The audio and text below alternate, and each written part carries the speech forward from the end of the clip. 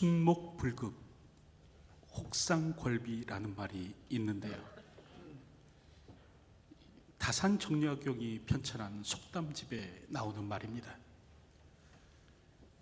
눈 깜빡임을 빨리 하지 않으면 코를 잃는다. 여러분, 사실은 눈을 떠도 코를 베어가는 것이 세상이죠.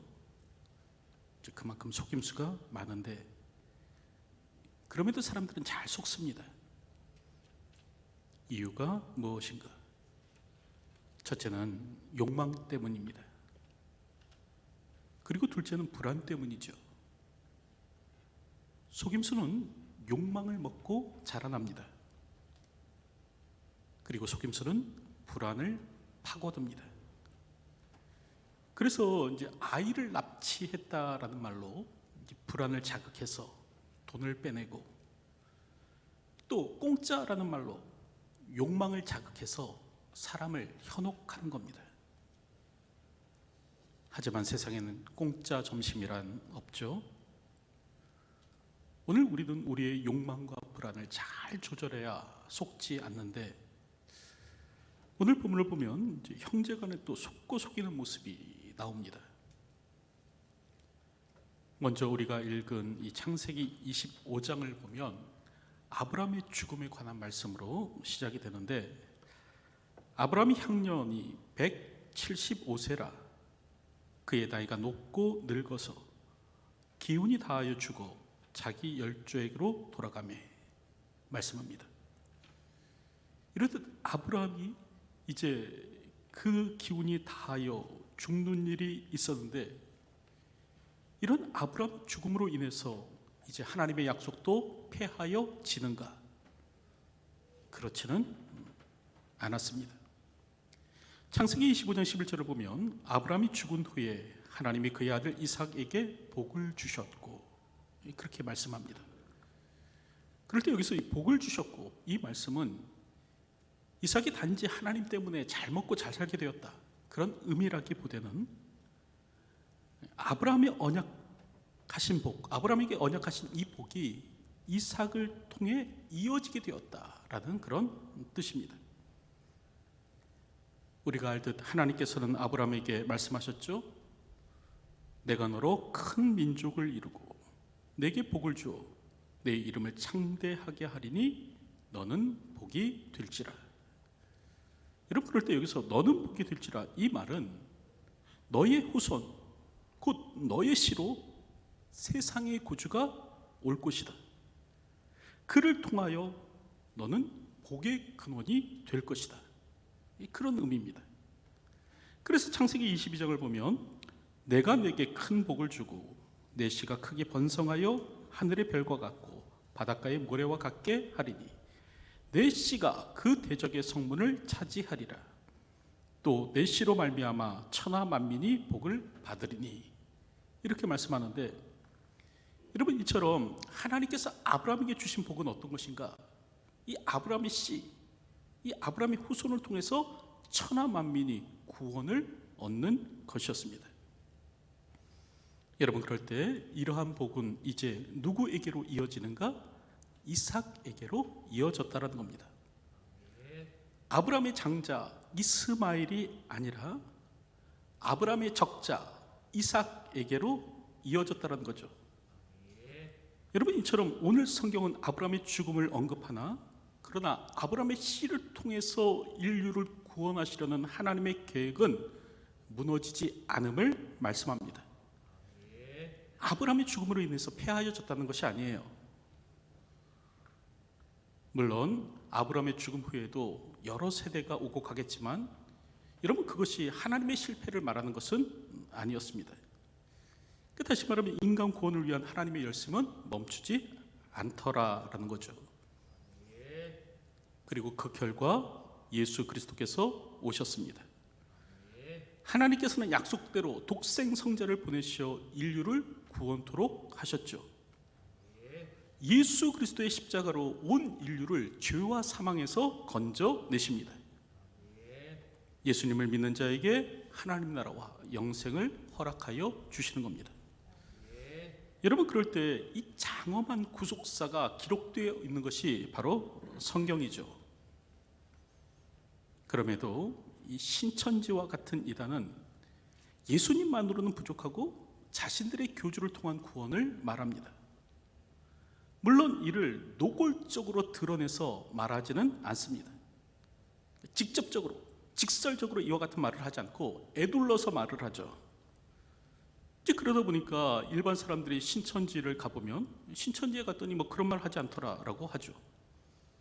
하지만 만왕의 왕이라더니 보혜사라더니 라는 말을 사용해서 이 자신의 교주가 구원자임을 말을 합니다. 오늘 우리는 저들의 괴계에 속지 말아야 합니다. 다시 한 번 더 말씀드리지만 하나님께서 약속하신 온 인류의 구원자는 예수님이십니다.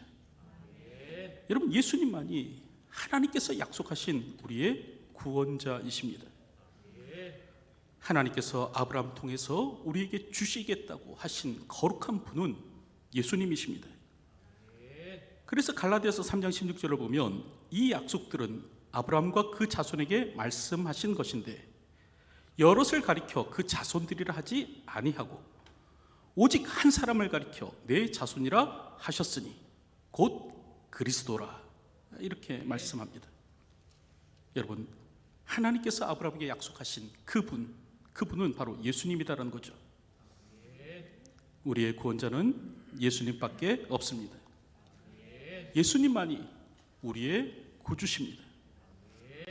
예수님만이 우리의 유일한 구원자이십니다. 오늘도 이것을 고백함으로 살아갈 수 있는 저희가 되어야 할 것입니다. 이처럼 오늘 성경을 보면요, 아브라함의 복이 이삭에게로 이어지는데, 그런데 그럼에도 불구하고 이삭에게는 자녀가 없었습니다. 결혼한 지 20년이 지났음에도 아이가 없는 겁니다. 이에 이삭이 기도하죠. 그럴 때 하나님께서는 그 간구를 들으십니다. 그리고 이제 리브가가 잉태하여 아이를 가졌는데 뱃속의 아기는 쌍둥이였습니다. 창세기 25장 24절을 보면 그 해산 기한이 찬즉 태에 쌍둥이가 있었는데, 여러분, 그럴 때 먼저 나온 아이는 에서였죠. 에서, 이름의 뜻은 털이 많다라는 그런 뜻입니다. 아이가 태어났는데요, 이 아이의 몸에 막 털이 많은 겁니다. 더불어 이제 이 에서는 에돔이라고도 불렸는데 에돔의 뜻은 북다입니다. 아이가 태어날 때 이 아이가 이 털이 많을 뿐만 아니라 그 몸이 붉었죠. 그래서 또 에돔이라고도 불렸습니다. 그리고 후에 나온 아이는 야곱이었는데 이 아이는 태어날 때 형의 발꿈치를 잡고 나옵니다. 그래서 이 아이의 이름이 야곱이라고 붙여졌죠. 야곱이라는 뜻은 히브리어 야케브에서 나온 말로 발꿈치를 잡다라는 그런 뜻입니다. 그럴 때에서는 외향적 인물로 자랐습니다. 그 산과 들을 뛰어다니면서 익숙한 사냥꾼이 된 거예요. 특별히 여기서 익숙한이라는 말은 웬만한 사람은 따라잡을 수 없는 능숙함을 가리키는 말입니다. 그러니까 에서는 사냥터에서 그를 따라갈 사람이 없을 정도로 아주 민첩하고 날렵한 사람이었다는 거죠. 반면 형의 발꿈치를 잡고 태어난 야곱은 내향적 사람이었습니다. 성경을 보니까 야곱은 조용한 사람이었으므로 장막에 거주하니, 그렇게 기록하는데, 여기서 조용한이라는 말이 히브리어로 탐입니다.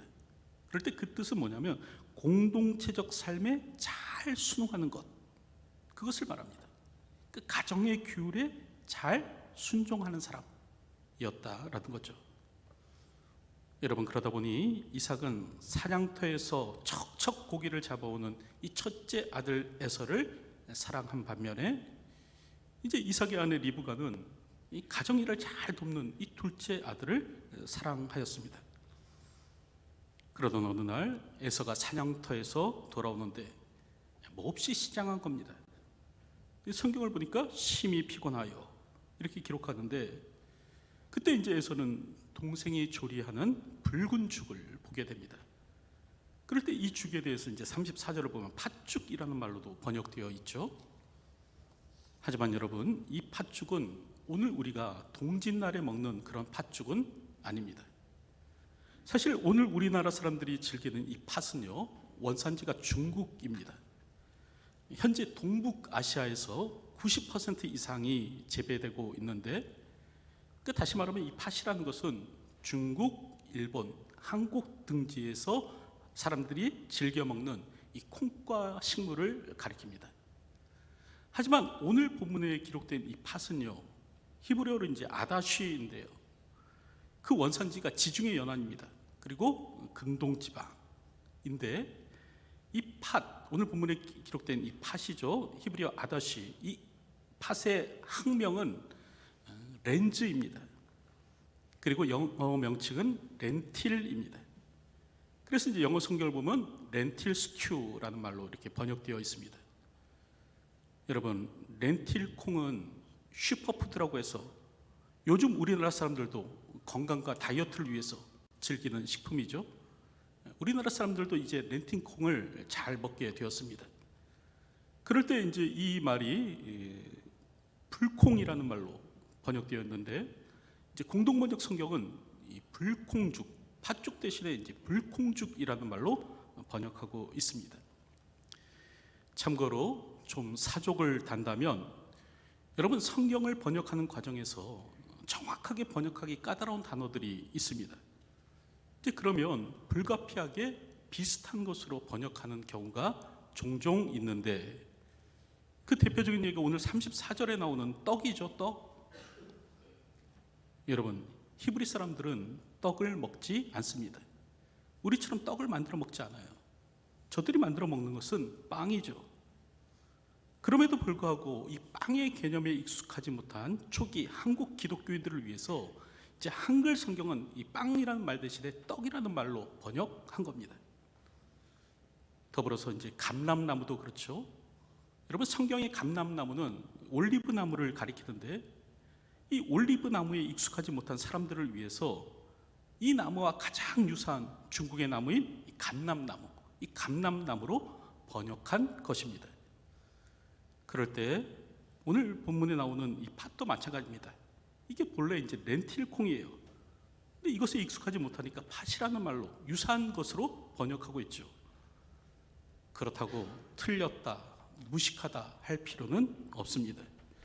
오늘 본문의 붉은 죽이 뭐 팥죽이 아니다 막 그러면서 싸울 필요는 없는 거죠. 어쨌든 오늘 본문을 보면 이 야곱이 양파와 또 렌틸 콩과 고기를 넣어서 이 스튜를 만드는데, 그때 이제 이걸 에서가 본 겁니다. 그리고 이제 야곱에게 말하죠. 내가 피곤하니 그 붉은 것을 내가 먹게 하라 한지라. 그럴 때 오늘 성경을 보면 야곱은요, 장자의 명분을 원합니다. 형의 장자의 명분을 오늘 내게 팔라, 그런 말을 하는 거죠. 여기서 장자의 명분은 맏아들의 권리를 말합니다. 이제 공동번역 성경은 상속권이라는 말로 번역하는데 좋은 번역은 아닌 것 같습니다. 어쨌든 성경을 보면 성경에는 맏아들에게 특별한 권리와 책임이 주어지는데, 맏아들은 가정의 대표자로서 통솔권을 가졌고, 또 상속을 받을 때에도 다른 형제보다 두목을 상속받았고, 또 가정의 대표자로서 영적 복의 상속자가 된 것입니다. 그럴 때 형에게 장자의 명분을 달라라는 이 말은 또한 한편으로요, 내 씨로 말미암아 천하 만민이 복을 받을 것이다 라는 이 하나님의 약속이 형 에서가 아닌 나를 통해 이루어질 수 있게 해달라, 그런 의미였습니다.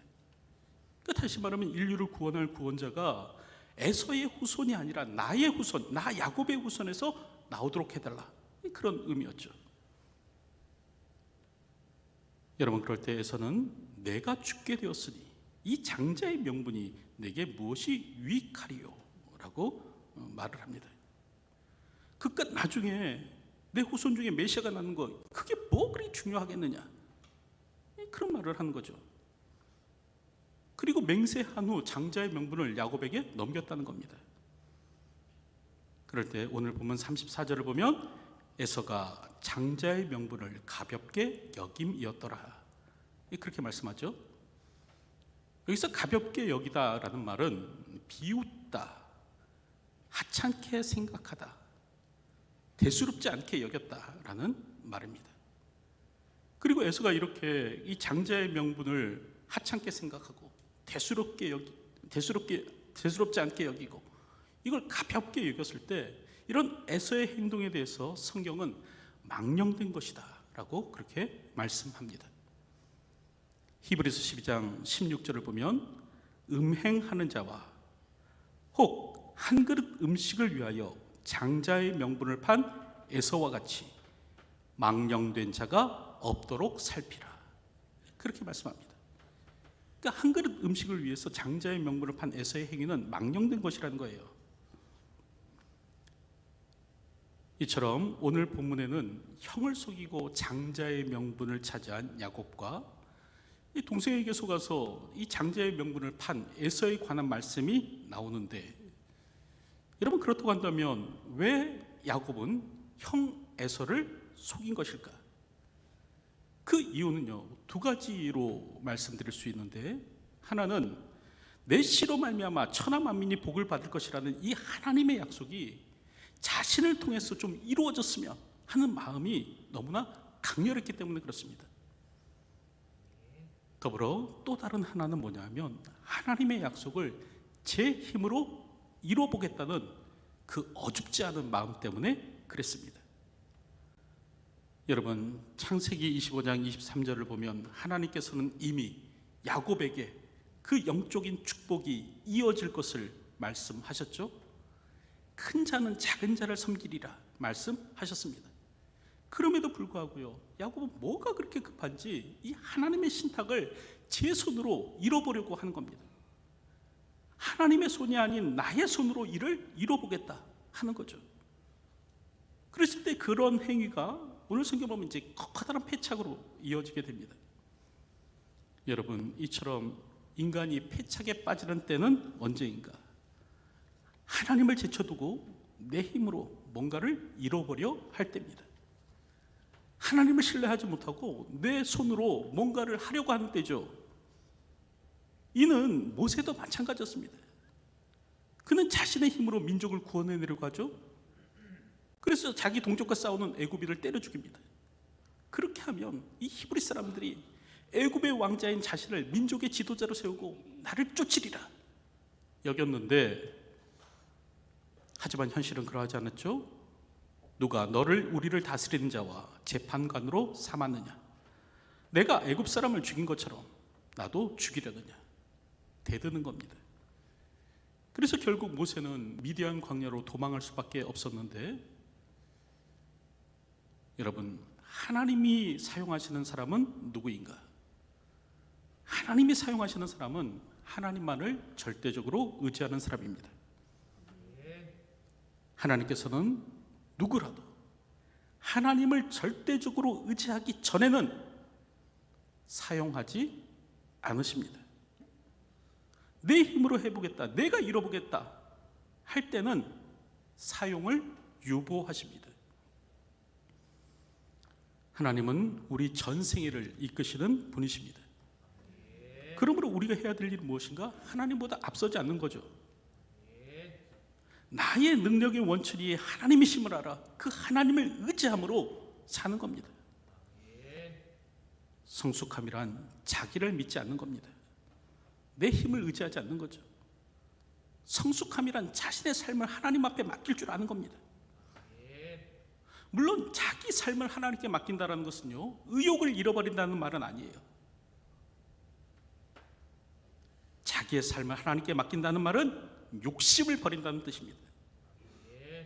어쨌든 오늘 우리는 우리의 삶을 하나님 앞에 맡길 수 있어야 됩니다. 특별히 이것이 내 싸움인지 하나님의 싸움인지를 분명히 구분하십시오. 그리고 이게 하나님의 싸움이에요. 하나님께서 하실 일이에요. 그러면 반드시 이기게 되어 있습니다. 그러므로 내가 앞서 행할 필요는 없는 겁니다. 반대로요, 왜 에서는 동생에게 속은 것인가? 그 까닭은 이 하나님의 약속, 이 영적인 유산을 가볍게 여겼기 때문에 그렇습니다. 내 씨로 말미암아 천하 만민이 복을 받을 것이라는 이 약속을 하찮게 생각한 거예요. 아니, 당장의 배고픔도 해결해 주지 못하는 이 하나님의 약속 따위가 무슨 소용이 있느냐? 가치없게 여긴 것이죠.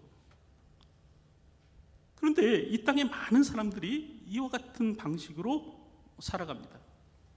당장 써먹을 수 없는 것이라면 가치 없는 것으로 여겨요. 뭔가 써먹을 수 있는 것만이 가치 있다고 생각하는 거죠. 그러다 보니까 대학에서 나타나는 현상이 무엇인가? 인문학이나 기초과학이 사라지는 겁니다. 이게 당장 취업에 도움이 되지 않는 거거든요. 문학이나 사학이나 철학이나 이런 과학 등이 취업에 별로 도움이 안 되는 겁니다. 그러다 보니까 기피 대상이 되는 거죠. 지난 8년 동안 당장 취업에 도움이 되지 않는다고 해서 여러분, 대학에서요 148개의 학과가 사라졌다고 합니다. 지금 학생들이 몰려드는 과는 뭐냐면 취직이 잘 되는 게예요. 그러니까 지금 학생들은요 대학을 상아탑으로 여기지 않고 취직하기 위한 취직 준비반으로 생각합니다. 그러니까 기업이 원하는 기능을 대학에서 배워서 기업에 가서 일하는 사람으로 그렇게 살려고 하는 것이죠. 그럴 때 이를 걱정하는 사람들이 많이 있습니다. 특별히 중앙대 김누리 교수는 이 철학자 가다모의 말을 인용하면서 학문과 직업을 분리하는 것, 대학과 직업학교를 분리한 것, 이것이 근대에 이르러 학문과 과학이 비약적으로 발전할 수 있는 토대였다. 그런 말을 하면서 지금 오늘날의 대학이 직업학교로 전락하는 것, 이것에 대해서 비판하고 있습니다. 그럼에도 불구하고 오늘 우리 사회는 대학이 직업학교화 되어가고 있죠. 왜 대학을 다니는가? 직장에 취직하기 위해서 다니는 겁니다. 다시 말하면 오늘 우리 사회가 자꾸 이와 같이 되는 까닭은 뭐냐면 당장의 이익이 되지 못하면 가치 없다라고 여기기 때문에 그래요. 눈앞의 이익만을 중시하는 실용주의에 빠져 살아가기 때문에 그렇죠. 그런데 기독교 신앙도 이렇게 접근하는 사람들이 있습니다. 이 신앙이 당장 내게 유익이 되지 않으면 가치 없는 것으로 여겨요. 이 신앙이 뭔가 내게 손에 잡히는 이득으로 나타나지 않으면 소홀히 여기는 겁니다. 흔히 그런 말을 하죠. 교회 간다고 밥을 줘, 떡을 줘, 돈을 줘. 뭐하러 교회를 다니니? 뭐 그런 말을 하는데 교회에서 떡을 주고 밥을 주고 돈을 주지 않으면 여러분, 사람이 가진 이 신앙은 소용없는 것이다 라고 그렇게 생각하는 겁니다. 하지만 여러분, 이는 망령된 생각이죠. 다시 한 번 더 말씀드리지만 한 그릇의 음식을 위해서 장자의 명분을 판 이 에서의 행위는 망령된 것이었습니다. 성경은 그것에 대해서 속된 것, 불경건한 것이라고 말씀하고 있죠. 오늘도 우리 안에 혹시 이러한 생각은 없는지 생각해 보았으면 합니다. 아니, 교회 다닌다고 무슨 내게 유익이 있어? 뭐가 좋아? 오늘 우리가 이런 생각 가운데서 우리가 가지고 있는 이 신앙을 보잘것없는 것, 가치 없는 것으로 여기고 있지는 않은지 생각해 보았으면 합니다. 여러분, 비둘기가 왜 비둘기인지 아십니까? 비둘기는 눈앞의 먹이만을 바라보기 때문에 그렇습니다. 그래서 비둘기밖에 될 수 없는 거예요. 오늘 우리가 눈앞의 유익만을 쫓아 산다면 오늘 우리는 삶의 본질에서 멀어질 수밖에 없습니다. 이는 신앙의 영역에서도 마찬가지죠. 뭔가 당장 내 손에 주어지는 것, 그것만을 최고의 가치로 살고 살아가면 오늘 우리는요 망령된 자요, 속된 자, 불경건한 자가 되고 말 것입니다. 이제 말씀을 맺으려고 하는데 여러분, 오늘 본문을 보면 속이는 형과 속는 형과 속이는 동생에 관한 말씀이 나옵니다. 야곱은 왜 형을 속였나? 하나님의 약속이 자신을 통해서 이루어지기를 원하는 강렬한 마음 때문이기도 했지만, 또 동시에 하나님을 제쳐두고 이 자신의 바람, 자신의 후손 가운데서 메시아가 나오기를 바라는 이 자신의 바람, 이 바람을 스스로의 힘으로 이루려고 했기 때문에 그렇습니다.